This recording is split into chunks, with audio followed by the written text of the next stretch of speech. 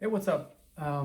Here's a new music lesson for you. This one is about Joe Henderson's Black Narcissus, one of the most beautiful songs he's written, I think, one of my favorite standards. And this is in reply to a question by Yvonne, who wanted to know more about how to play over the last 4 bars of this song, which are pretty intricate and has lot of chords in it.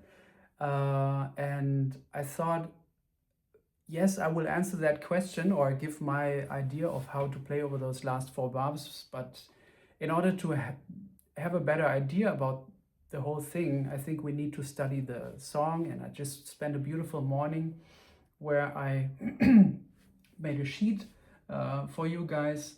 And you can see this below the post. A sheet of what I think is the basic song. And then because Joe Henderson, over the years of his career, he did a lot of changes to this song and subtle changes that you see in different versions. So I also made a little sheet where you can see different ways to approach the harmony and the melody and other things as well. So this piece first appeared on my favorite Joe Henderson album, Power to the People, Ron Carter, Herbie Hancock, Jack DeJohnette, and Mike Lawrence. Herbie's on half of the record, or most of the record, on Fender Rhodes, and Ron Carter switches between electric and acoustic bass. And this is a piece which starts off the record, and it's a beautiful waltz, and it explores the basically two sounds. It explores the Dorian, the minor sound, and the Lydian, major Lydian sound. And let's quickly listen to the head.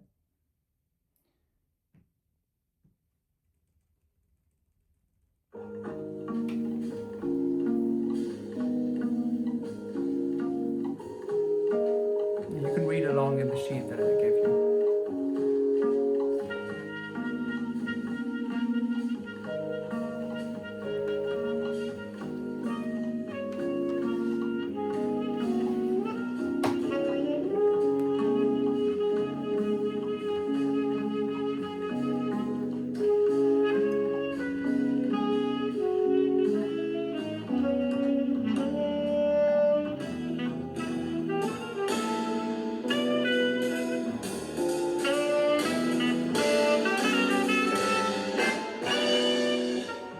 One more time.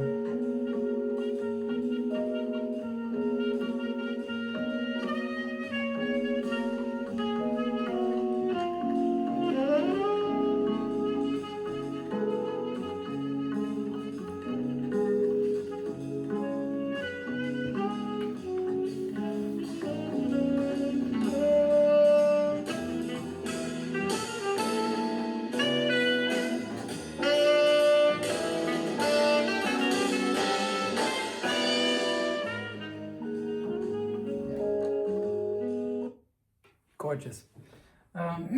So what I found out about the A sections is I think there's underlying voicings where Herbie and some of the other pianists who have played this playing around with these minor chords.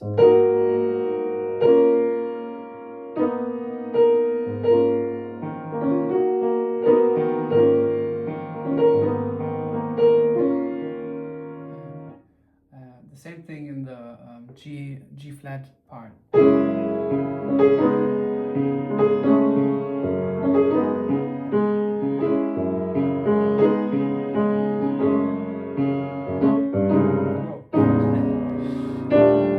we go over to the other part. So these minor chords are E flat minor, B flat minor, then it's basically A flat minor with the 9, and again B flat.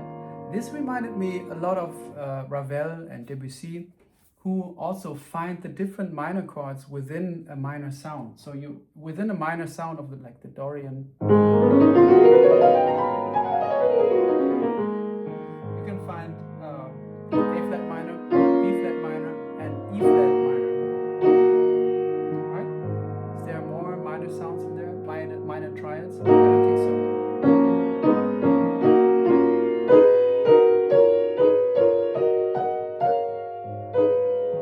Yeah, and you can play around with this for 4 lines.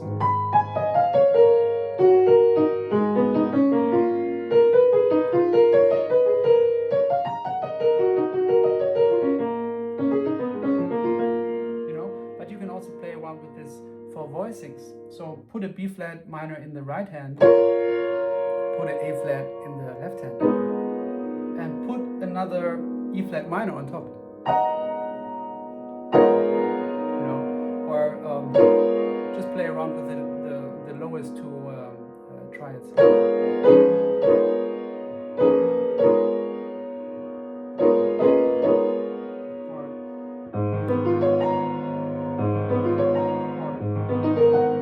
It's A flat, minor triad, and E flat minor.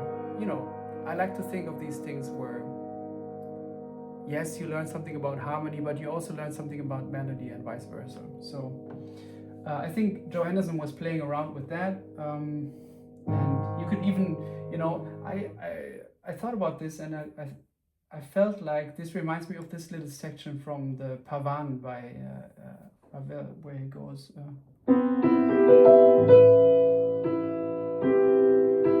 Sorry.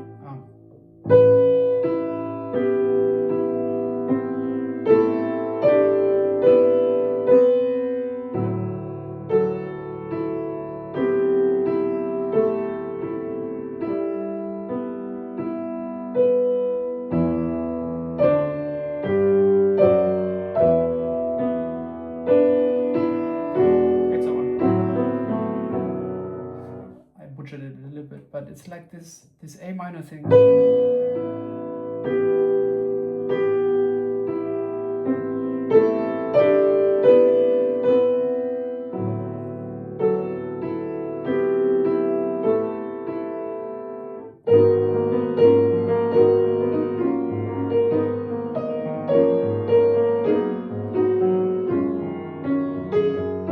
Somehow this reminded me of this, And a lot of the jazz cats around that time were checking out classical music, so I think it's pretty realistic to think that Joe Henderson was checking these things out and finding things within these modes, and also, since he's not really using other colors than these, it really speaks to that he was, dealing with that harmonic world, I think.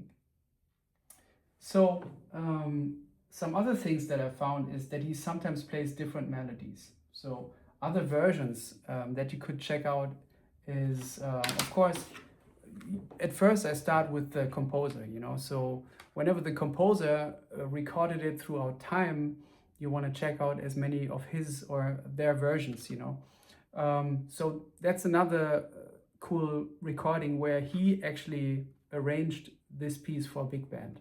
There's other arrangers on this record, but here you can hear how he thinks of this song harmonically and for bigger ensemble. So that gives you already other clues. He also plays the melody a little bit differently, rhythmically, but that's a cool recording, and has Al Foster on drums and Chicoria on piano. And that's interesting to hear this, but there's also this version with under his name on a record actually, which is called Black Narcissus. So this is it.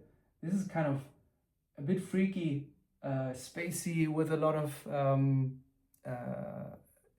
there's a synth under there played by Patrick Gleason, who was playing, I think, around that time with Herbie Hancock's M1 Dishi band, and later the Headhunters as well, maybe.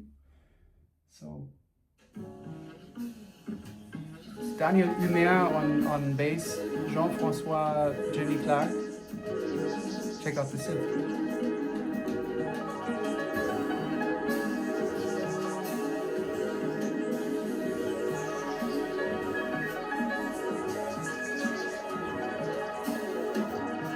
And Joachim Kühn on piano.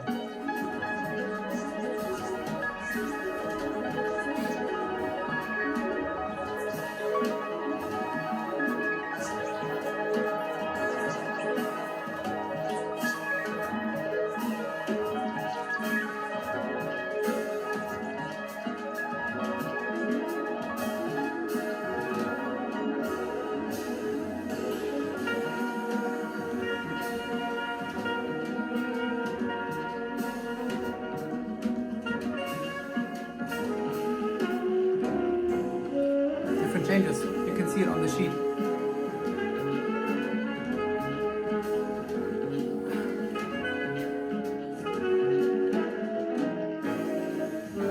It's a dominant chord and a major 7 sharp 11 chord, one whole step below.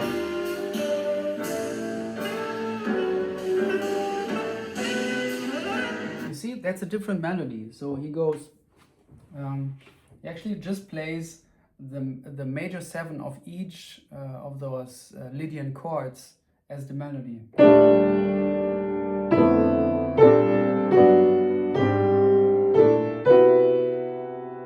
It's also cool, you could even play that as a counter melody to the actual melody.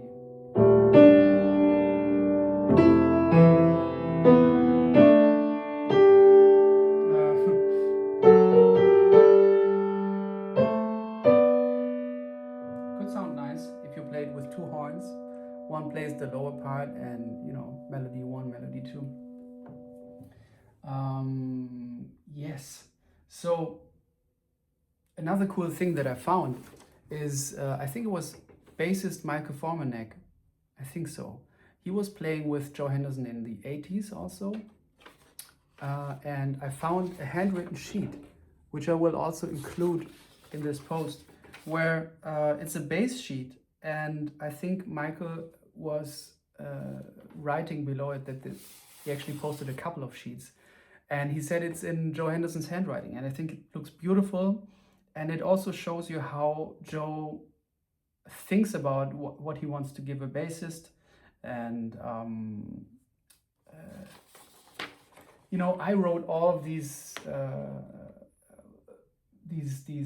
chord symbols, but I think to Joe it's just A flat minor 9.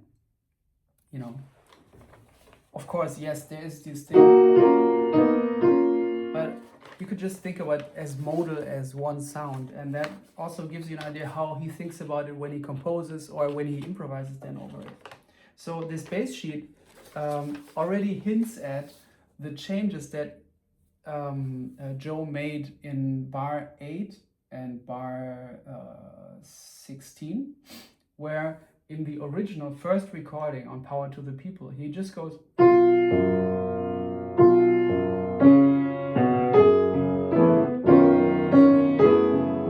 know, where he just has the C flat major 7 sharp 11. Super nice progression that I love.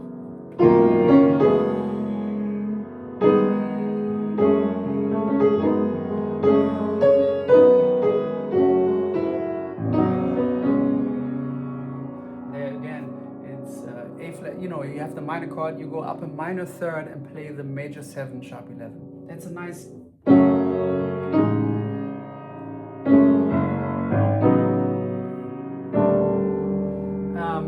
And what you can already see in the Michael Formanek sheet is that Joe did for bar 8, instead of that C flat major, or we can just say B major sharp 11, he did this. So you have a dominant, and then the A section, the first 8 bars of the A section becomes kind of a 2-5.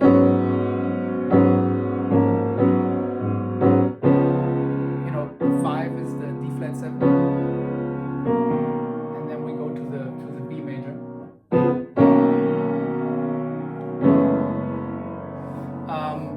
And the same thing for the G flat minor sound, where he goes B7 and then A major 7 sharp 11. And then what happened later on, because that you can hear in a very nice version by Flora Purim. He even added another chord between those 2 bars, so it's not da da, it's da da da da da da da da da, and that is so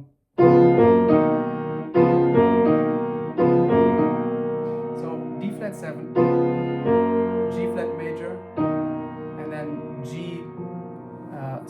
then B major sharp 11. which is a nice song because you have this modal thing, and then just in one bar you have like all kinds of chords. The same thing for bar 16. So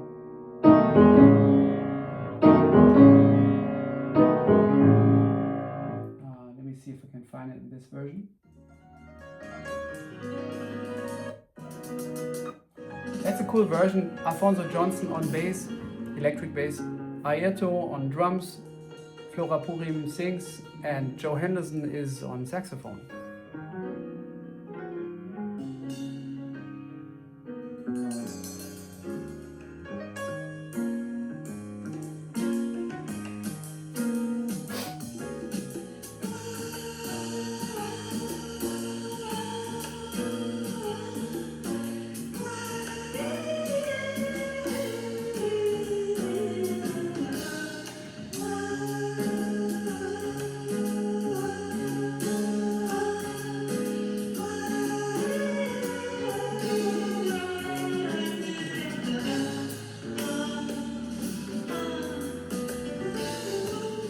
Again, the alternate melody.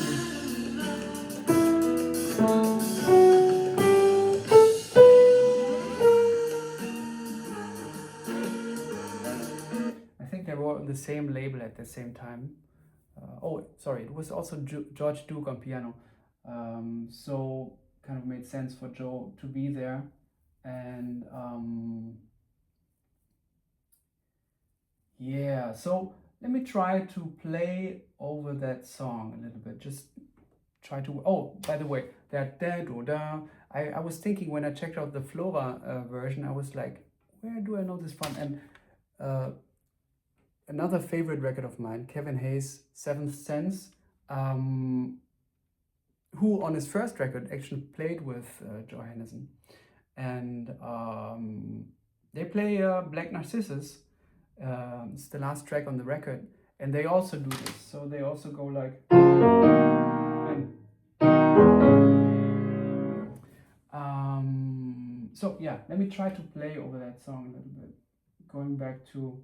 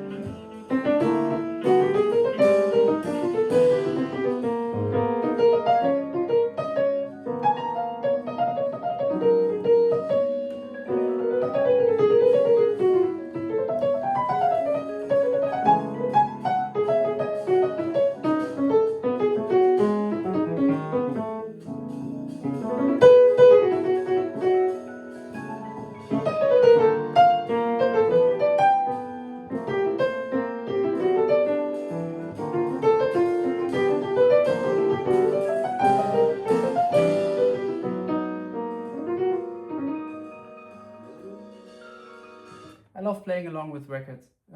I didn't react as much to what was played this time, but I usually even try to mimic what's happening in the moment, just to be as close as I can to these, giants. Okay, let's think about a few things that we could try here. Especially, I want to get to those last 4 bars, which are really, really, really challenging, because it's so many chords, 2 chords a bar for most of these 4 bars. So I mean, the first thing is internalizing the melody.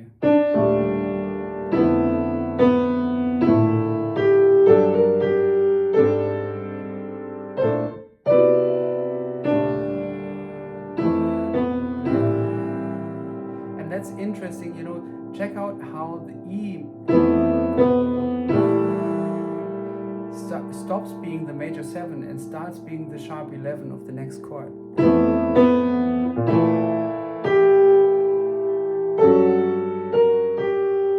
And then here, how the 9, the 9 of the G major becomes the flat 9 of the A flat major. That's a wild moment.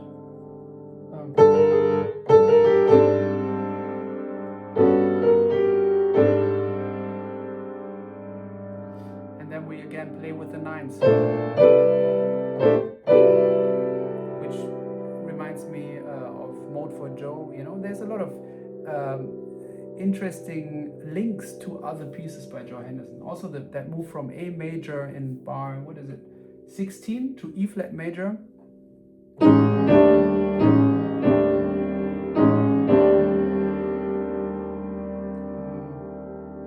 What's that? It's not in and out. There's the other piece where that happens. Da da da da da da da da da da da da da da. I think that's the piece where this happens also. Like Lydian major chords, tritone apart.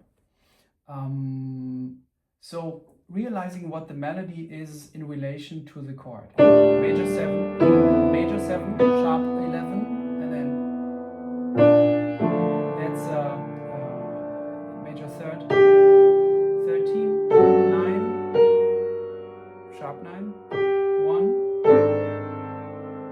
flat 9, 9, 9.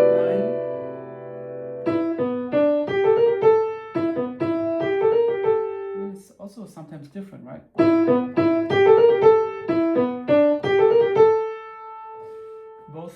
Both work, both D and E in the second bar on the B flat major. One is the major 3rd and one is the sharp 11. Realizing what the melody is in a harmonic world, right? So because that gives you clues on what works over those chords. The melody is what works best. So another thing is realizing, okay, these chords,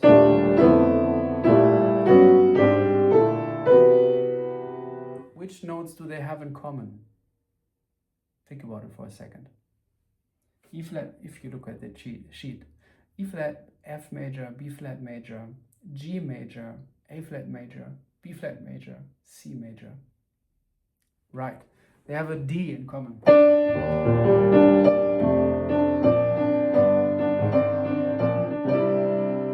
Okay, so that's the first melody note of those last 4 bars.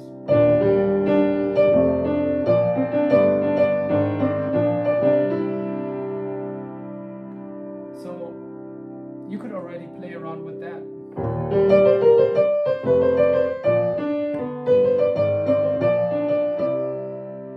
It's not super interesting, but it gives you some form of, okay, right now we already have the melody and we have one common note. There's another common note that works through all of those chords.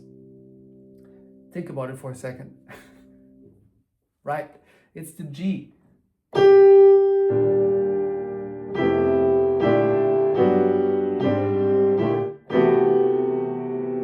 Right, it's in all of those sounds.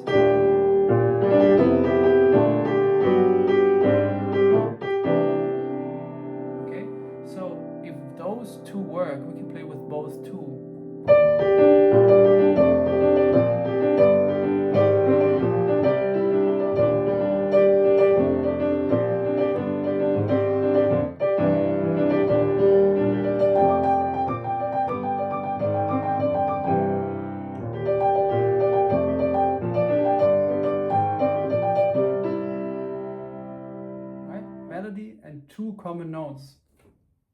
And then you can work through maybe seeing, okay, what do they have in common else, those chords? They all have the sharp 11 in common. Let's see how it sounds if we play the sharp 11 as the melody note for each bar, or I mean for each chord. So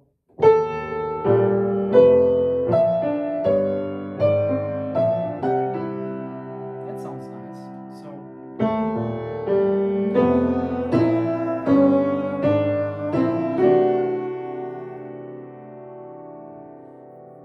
that's nice.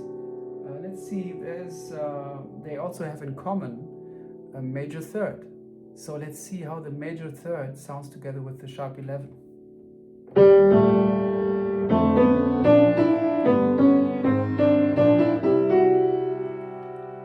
Everything lies very closely together. So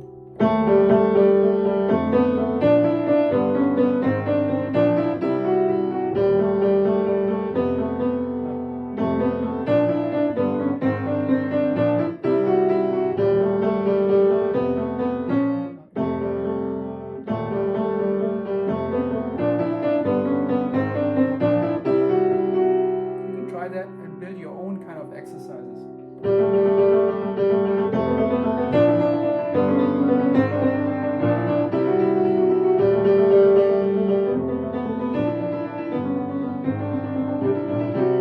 It's not super easy, but if you have a whole tone like that, you can also use this as a 9.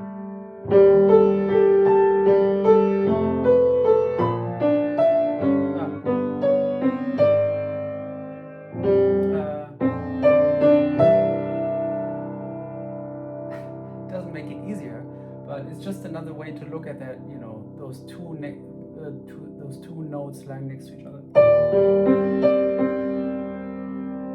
Sorry.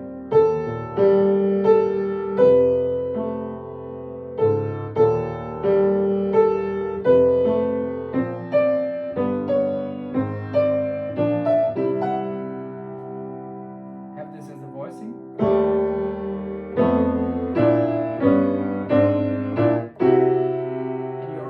Like the sound, you know. What's missing now is the major 7. Let's see how the major, we already know how the major 7 sounds because of that alternate melody that Joe plays with Flora, and on some other versions as well. I think also on the Black Narcissus album version, you know, the one with the synth, he also plays that. So let's check out how the major 7 sounds again.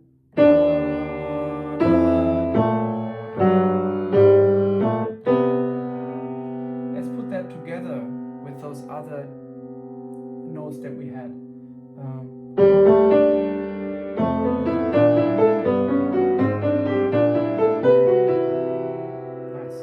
Nice voicings.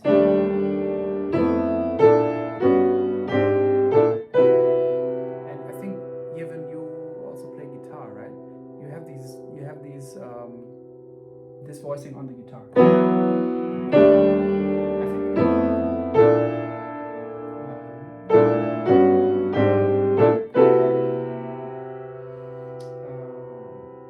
The lowest note, the major 7, also below.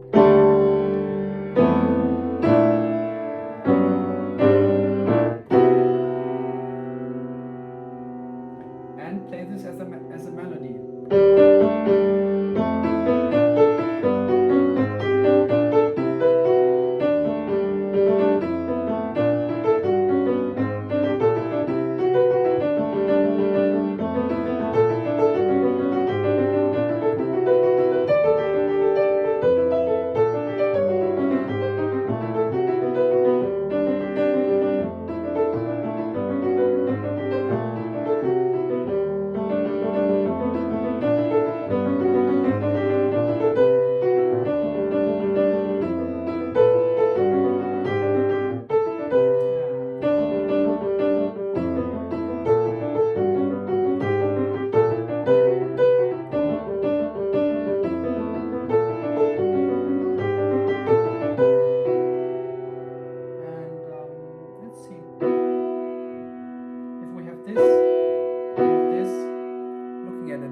versions at the moment. First voicing. So if we have this, the next inversion is actually, which is another one of the voicings that Joe uses for these pieces also.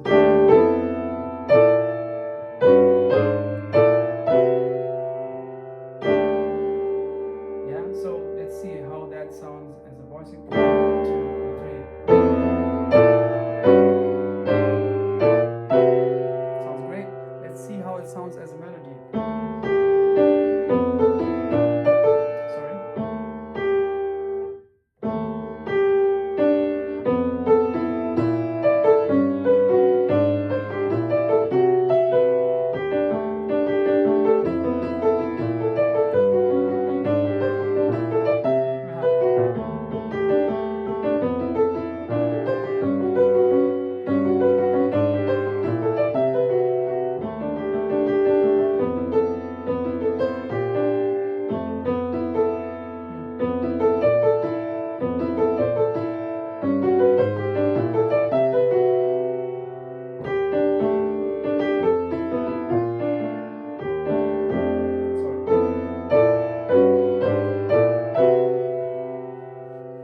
So, of course, this all sounds very methodical and maybe not as free as we would maybe like to be when we play over these things. But these are, for me, first steps that help me realize the common tones, voice leading, and structures that I can use coming directly from the piece and the information that I get from, you know, the piece itself.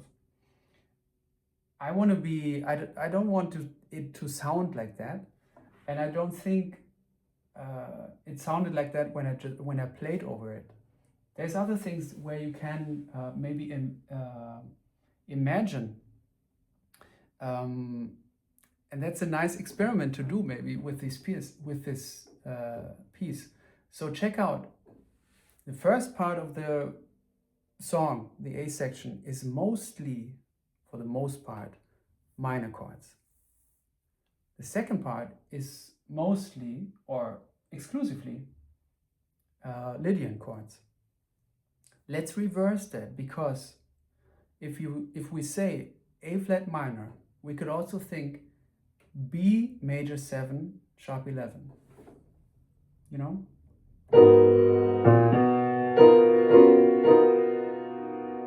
So when we do that, right now I'm going to reverse. I'm going to play the melody as it is, but instead of A flat minor, I'm going to play B major. And so every Lydian chord gets exchanged into a minor chord, and every minor chord gets exchanged into a Lydian chord. So that means A section mostly Lydian, B section mostly minor. I mean, all minor, right? So this will give you another sound. And why I'm doing this is sometimes looking at one chord for soloing in a different way without really changing the chord, but just changing the way you look at it might give you other ideas to play on it.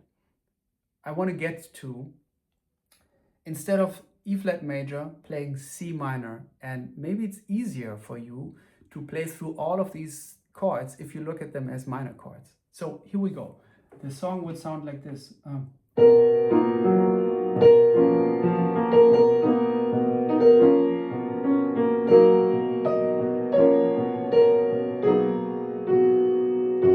Sorry.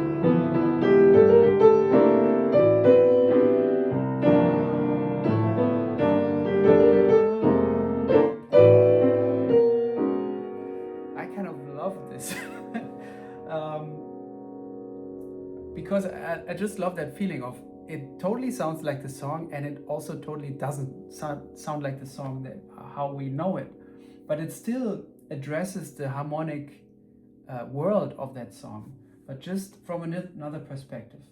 And how we can use this now for our advantage in terms of soloing on it is just playing over that B section.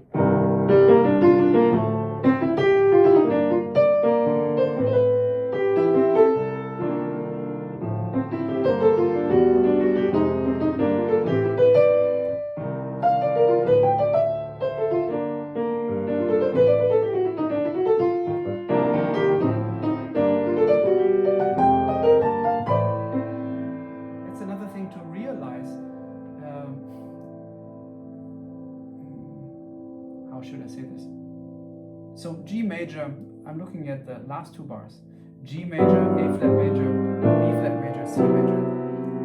In minor chords, it becomes E minor, F minor, G minor, and A minor. Somehow for me, that's in a way easier.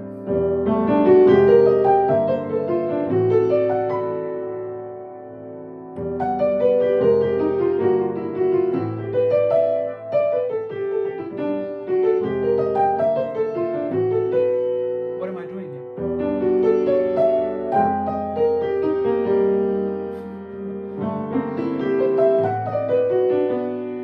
I'm actually playing around with those different minor and major chords that you can find in the Dorian sound.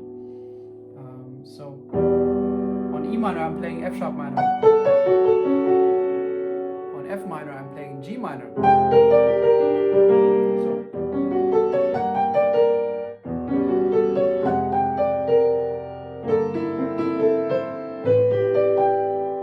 here I'm playing. There's also the major chords that you can find. Let me see.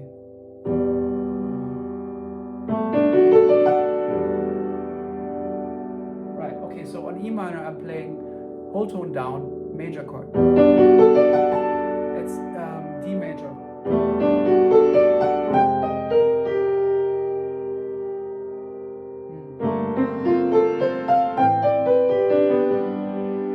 Anyways, finding different triads to play around with, and therefore trying to connect them.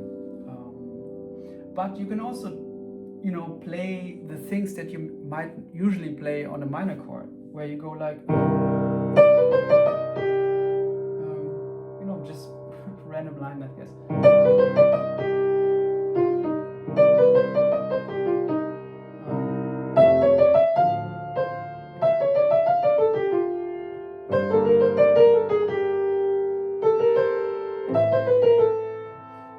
Just trying to find something.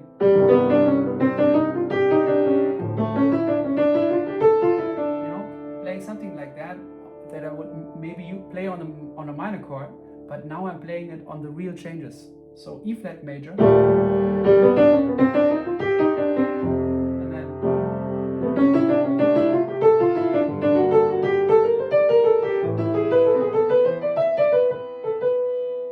that was, I think, what I was doing more in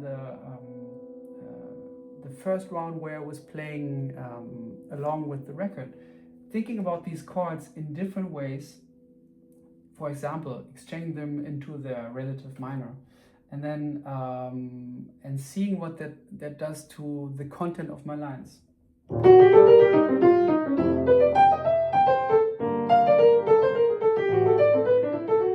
Sorry.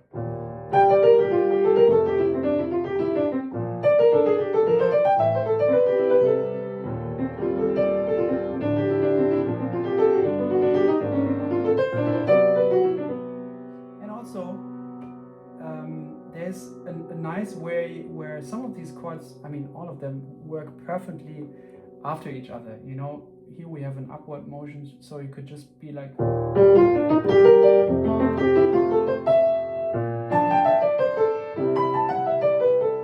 play with the thing how the song itself moves.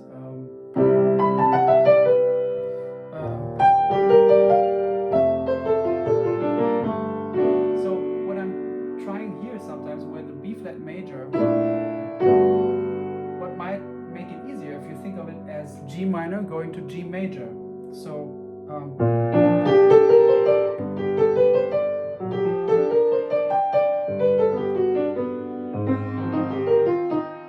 and another way to look at that G major is some form of E flat 7.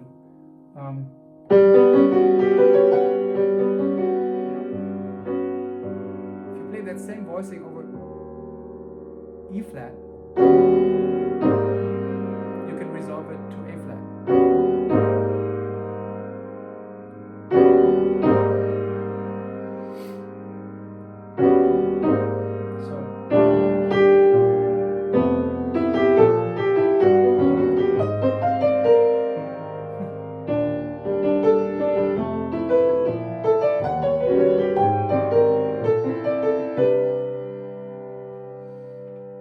Let's see what else you could try.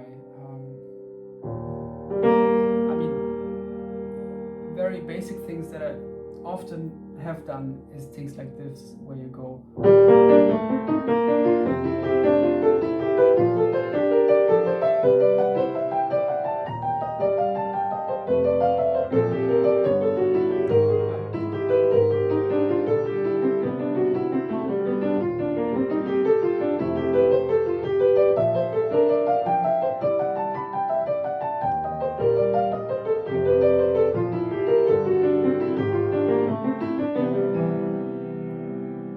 Try it up, one try it down, and always change together with the color of the chord.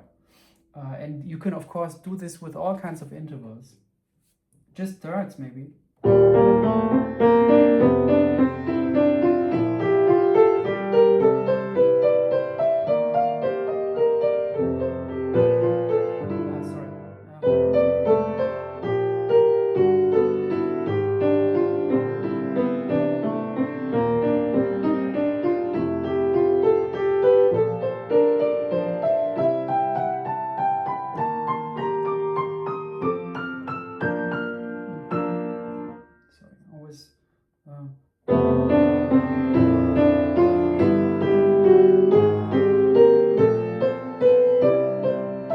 Sometimes you have to anticipate the next chord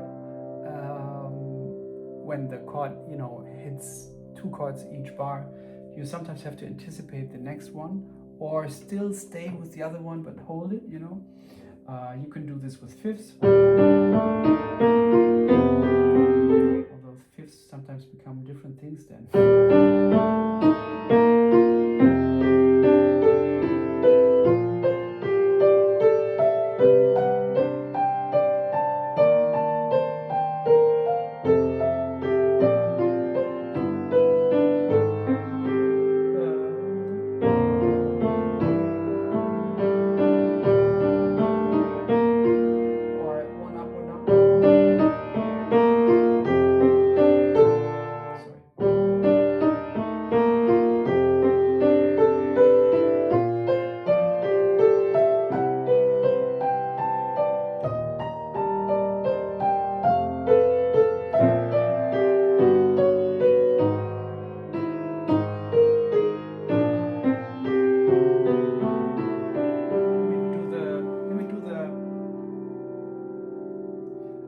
Super hard bars for a second.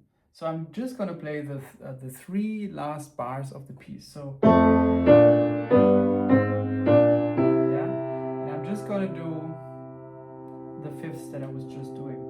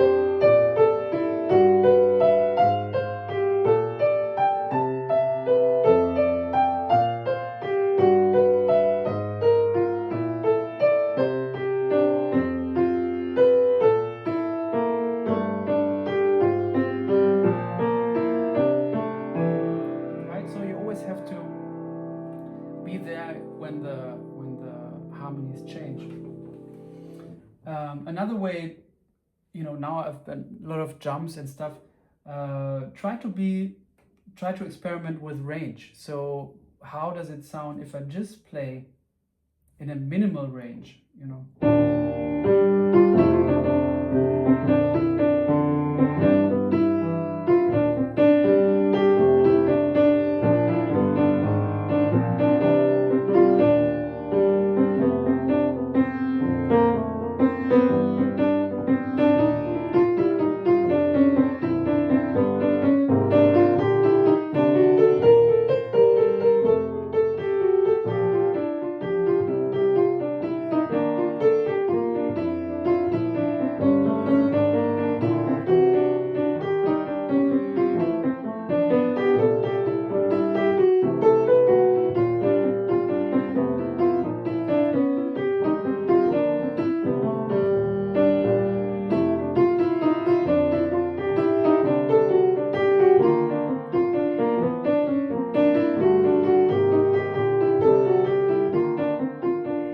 or play with a bigger range.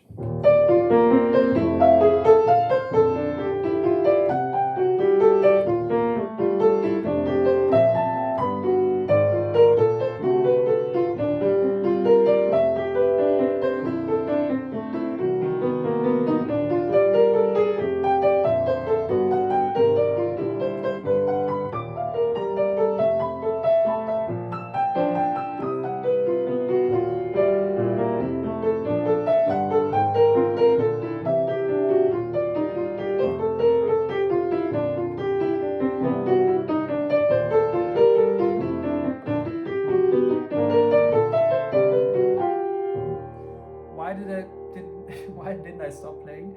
Because continuous playing, although I don't want to sound like that all the time, or I'm trying to play less and less like that, leave more spaces, but continuous playing to me was one of the biggest helps in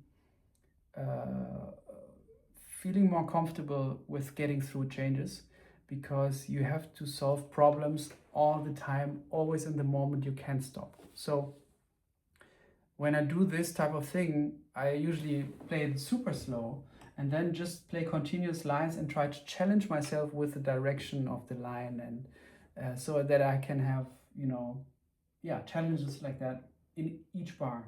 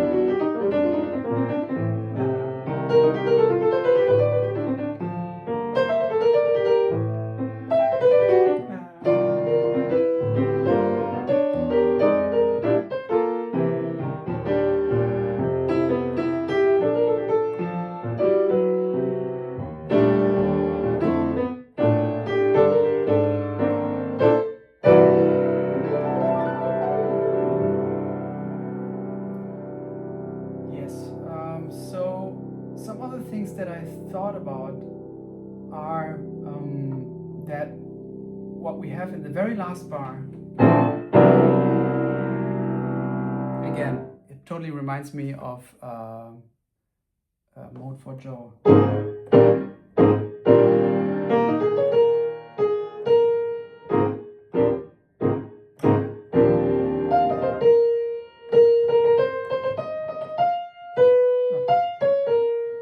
So what I think in the first version, we, as I said, in bar 8 and bar 16, we have those major chords, and they became later on this. And then they became, sorry. But at first they became, you know, those two chords a whole step apart. When what I think is like, that Joe played the song over the years and felt like, oh, that last bar, that has something interesting. I wish this would come up in the song more often, but in a different way. So here we have the chords coming up, going up a whole step. And what happens now after these changes, before in the song, is like a whole step going down. And therefore, the B flat going to the C in the last bar feels more like an answer to something, and also a resolution of something that has been maybe in the air a little bit. So that's another cool thing that I think we can learn from this piece, and also from Joe and his way of dealing with the song throughout the years. Like, just because you wrote it down once doesn't mean that it has to be like that all the time, you know. It can change, and you can make changes to your song and have it evolve over time. So I hope you found this useful, and if you have other questions, let me know in the comments, and I will share my sheet, the Michael Formanek sheet by Joe Henderson, and the alternate changes below this post, so you have everything. And thank you for the question, and I'll see you in the next video. Bye bye.